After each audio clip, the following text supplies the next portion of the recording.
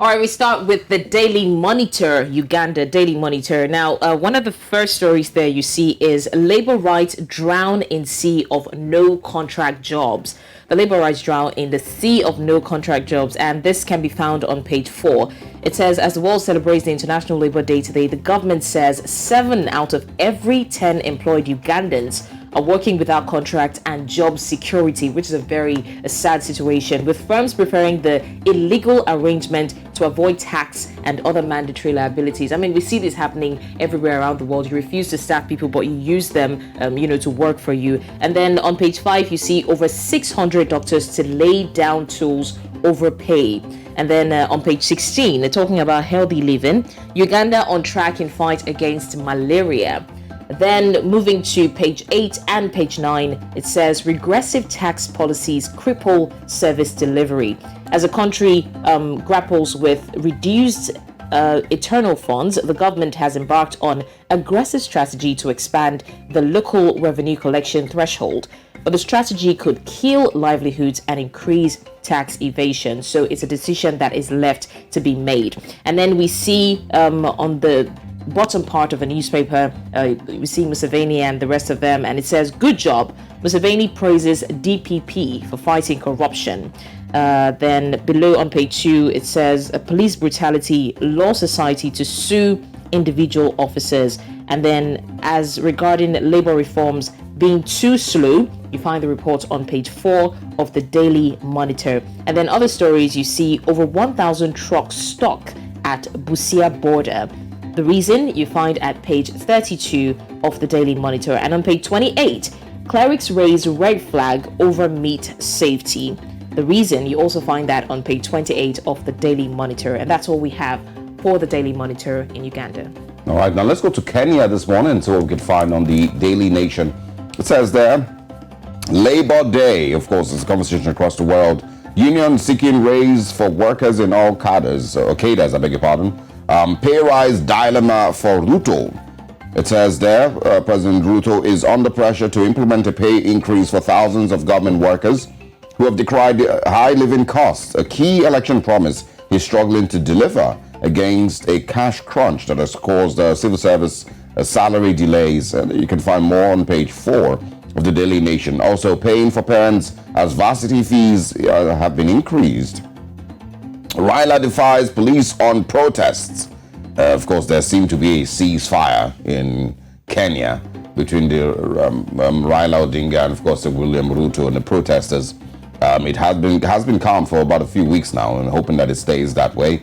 Still on the Daily Nation this morning, one of the biggest stories on the continent: cult of death, controversial Bible verse, fight for church, and Pastor Mackenzie's run-ins with the police, pages 12 and 13. And a chief is to spend 10 years behind bars for flogging boys to death. That's on page 3 of the Daily Nation. These are the big stories in Kenya this morning. We're going to move to Nigeria now in the Guardian newspapers. All right, on the Guardian newspaper, we have on page 6, one of the top stories. You see a picture of people protesting, and then it says, workers lament 8 years of unkept promises as minimum wage loses value. Now, those protesting are, the members of the Nigeria Labour Congress, and they are saying that the minimum wage has lost value, and for 8 years now, the promises have not been kept, and so they are protesting. And then beneath, you find, again, Lagos-Ibadan road repair misses Fashola's deadline. This is not the first time that a deadline has been set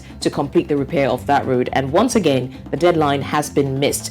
Then the Federal Airports Authority of Nigeria gives a reason why they have demolished buildings in Ajao Estate. Why Lagos and the FAAN demolished buildings in Ajao Estate. To find that reason on page 9 of the newspaper. And then it also says over 2,500 undocumented Nigerian students are stranded in Sudan varsities. I mean, we're just talking about the number of Nigerian students in Sudan, and now they're saying that over 2,500 that have been undocumented are also stranded in Sudan varsities. So, I mean, the numbers obviously are more than what we're even seeing. Yeah. And that is found on page 2 of the newspaper.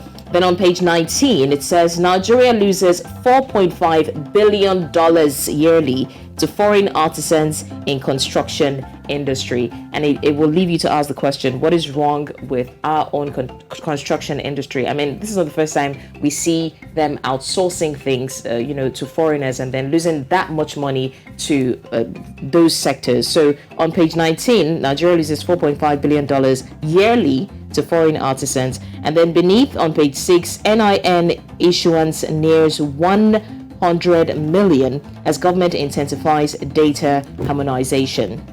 Well, I think that's what we have on the Guardian newspaper in Nigeria. All right, now let's see what we can find on the Daily Trust newspapers, which comes next. It says over 500 Nigerian students stranded at the Sudan-Egypt border. Our passports seized. We have no food or water, say the students. We're doing our best, the Nigerian envoy is speaking. Nigerian Air Force planes land in Egypt, and also ceasefire ends. Dangote partners for the government and Air Peace on resettling evacuees. It's really sad. Also this morning on the Daily Trust, bandits kill 14 Kebbi and Zamfara.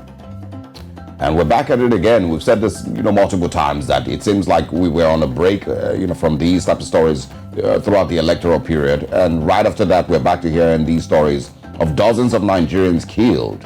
And unfortunately, there is no actual or proper stories from the Nigerian military and the Nigerian security agencies, telling you of their response and how some of these things are being checkmated and how people are being protected. And it's not discrediting their work or, making it seem like they're not putting any work, but, it doesn't seem to be coming to an end. And, are Nigerians and these families and the victims of these killings ever going to get justice? Are they ever going to be able to, thank the Nigerian government at some point for arresting and for jailing the people who have perpetrated these crimes against, the Nigerian people and the Nigerian state for the last 10 years? It's heartbreaking. Edo farmer commits suicide after stabbing wife over infidelity. That's sad.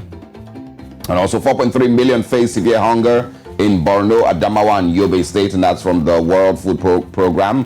APC legal advisor seeks Northwest Vice Chairman's expulsion. A few other stories that we can share before we wrap up. Agents kick over 100% increase in cargo handling charges. And also, we are ready for census, awaiting Tinubu, says the NPC. We're going to talk about that on the program this morning. Drunk Kwara police officer excretes in uniform. Wow. As the Commissioner of Police orders his arrest. Whew. All right.